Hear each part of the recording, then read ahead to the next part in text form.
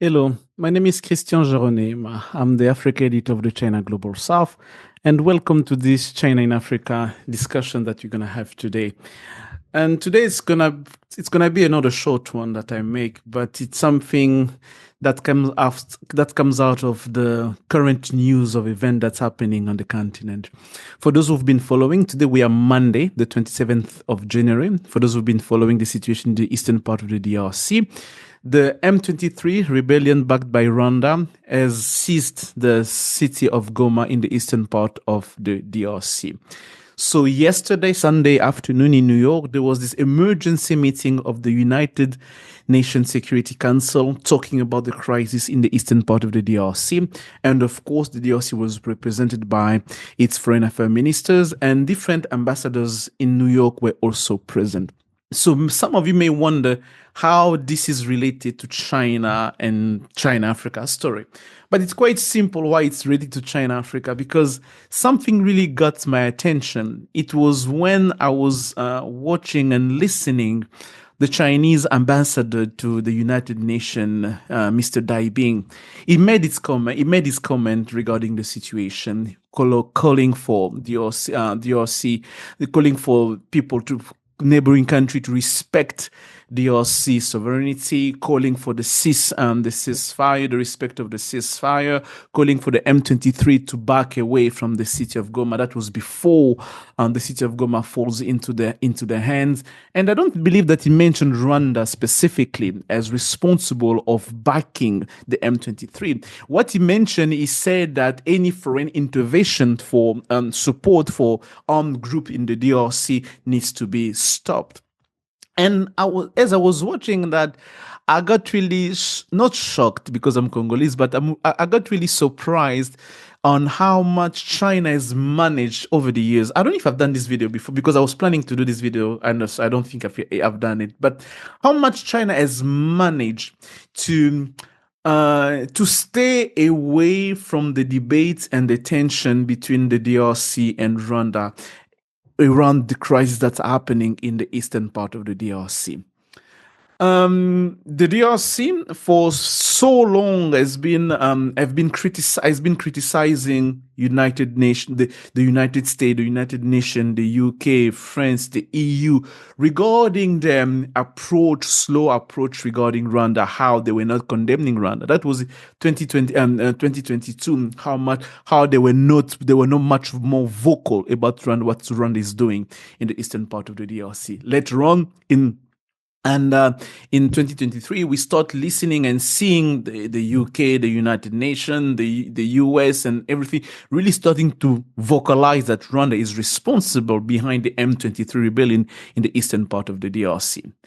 And the DRC was criticizing those countries because, why are you supporting Rwanda? Why are you still doing business with Rwanda? You should be condemning Rwanda. You should be doing all sorts of action against Rwanda because you need to take sanction because Rwanda is violating DRC sovereignty by supporting armed rebel groups. But why are you doing that? But surprisingly, it was interesting. China was never called out by the DRC authorities. They were never mentioned. Somehow, China managed to remain friends on both sides of the borders. And here I'm going to show you a clip of Rwandan's President Paul Kagame in few months back in Doha when he was asked about what he thinks about Rwanda's influence and China's influence in Africa. And he was saying a lot of good, positive things about China in Africa.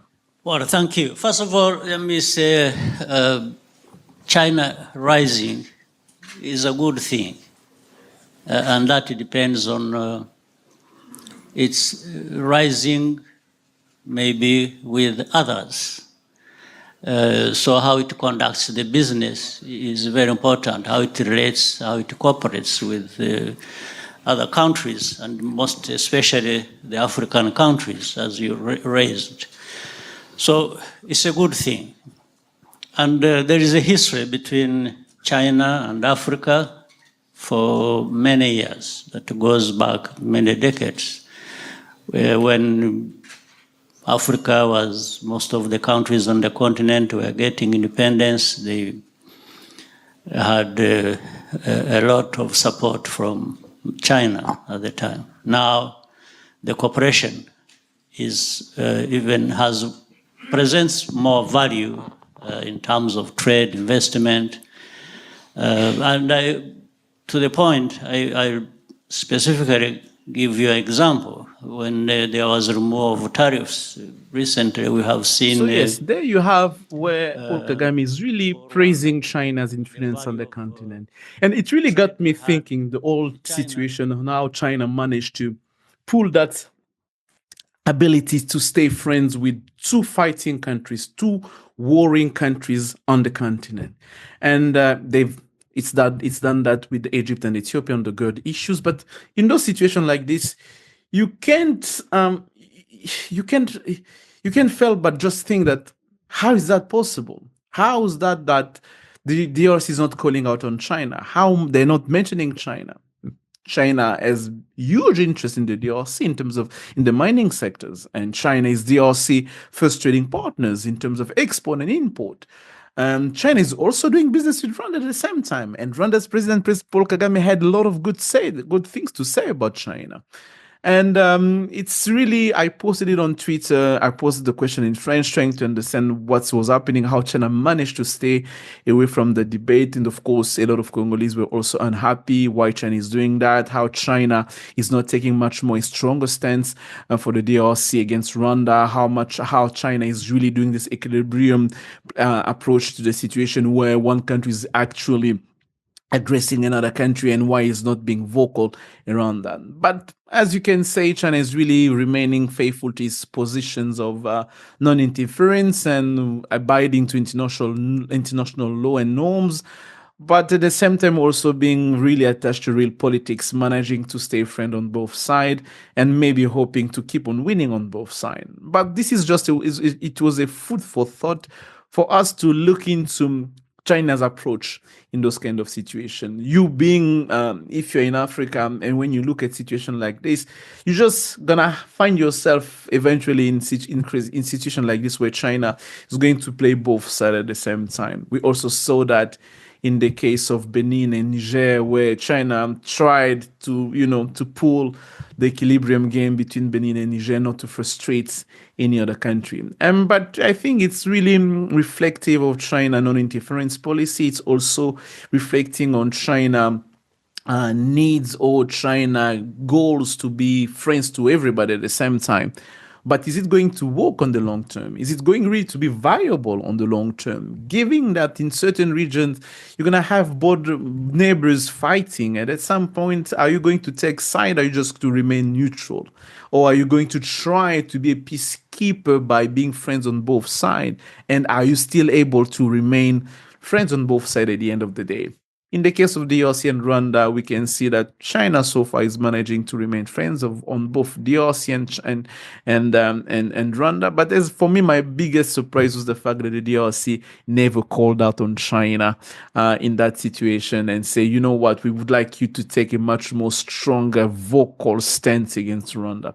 And I think maybe even if they do, China would not do that. But if they don't do that, would DRC do something to hurt Chinese interest on the continent or in the DRC? I really doubt that, given how much the DRC depends on China's influence. Maybe when the DRC is going to be when the DRC is going to diversify its mining sector, having different partners, maybe DRC is going to have more leverage to speak against China on certain issues related to DRC sovereignty.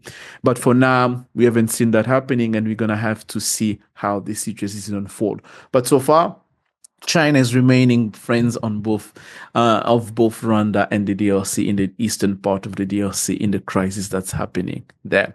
So that was my thought on this situation. If I've made a video like this before, if you find it on our YouTube page, don't worry. Just consider this being an extra thinking, an extra thought of me, given the situation, how the situation has evolved with the fall of Gomas in the eastern part of the DRC. But if you like what you see here, I'd be happy to see you click the like button and subscribe to our channel, because we try every week to put out videos out there to really try to provide you with the insights or a food for thought for you to kind of understand and see, to allow you to be able to understand and see how China is moving on the continent. And don't forget to click the notification bell, because when we drop the video like this, or a CGSP interview or roundtable, you're still going to be informed about the work that we do here. So, as I said at the beginning, my name is Geraud Neema. I'm the Africa editor of the China Global South, and I'm going to see you next week for another video of China in Africa. Bye-bye.